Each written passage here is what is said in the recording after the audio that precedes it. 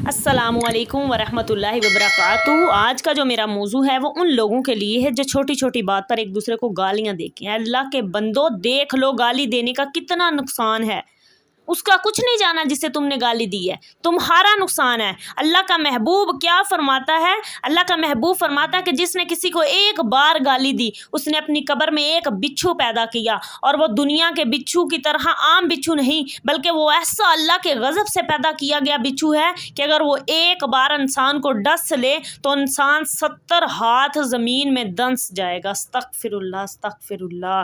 और सही मुस्लिम शरीफ की हदीस है, सफ़ा नंबर 133, जिल्द दोयम, बाब नंबर 27, हदीस नंबर 129। खोल कर देखिएगा। अल्लाह का महबूब फरमाता है कि जिसने किसी मुसलमान को गाली दी इसने उसके साथ फिस्क किया, और जिसने उसके साथ जंग की उसने कुफर किया।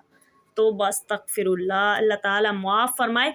हम लोग मजाक में छोटी सी भी गलती नहीं उसकी होती तो हम उसे गाली दे देते हैं, भाई मजाक में, हंसी मजाक में। तो बस तकफिरुल्लाह, अपनी कब्र भर रहे हो आप लोग, अपनी कब्र में बिच्छू पैदा कर रहे हो। अल्लाह माफ़